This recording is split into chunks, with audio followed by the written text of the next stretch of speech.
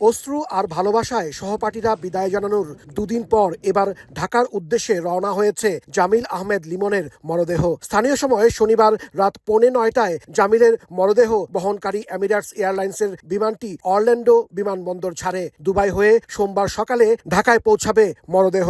মর্মান্তিক নৃশংস হত্যাকাণ্ডের শিকার জামিল লিমনের মরদেহ আজ যুক্তরাষ্ট্র থেকে বাংলাদেশের উদ্দেশ্যে যাত্রা করল। এই মরদেহ বাংলাদেশে পৌঁছবে 4 মে সকাল 8:40। গেল 16 এপ্রিল সাউথ ফ্লোরিডা বিশ্ববিদ্যালয়ের 2 বাংলাদেশি পিএইচডি শিক্ষার্থী জামিল ও নাহিদা সুলতানা বৃষ্টি নিখোঁজ হন। এর 8 দিন পর 24 এপ্রিল জামিলের মরদেহ উদ্ধার করে পুলিশ। কয়েকদিনের ফরেনসিক পরীক্ষা নিরীক্ষার পর 30 এপ্রিল শনাক্ত হয় বৃষ্টির মরদেহ। এই ঘটনায় এখনো শোকাবহ স্থানীয় প্রবাসীরা। সবাই অনেক শোকাহত লেমন বৃষ্টির জন্য। লেমন বৃষ্টি এখানে সব প্রোগ্রামে ওরা আসতো, ওরা অনেক ভালো ছিল।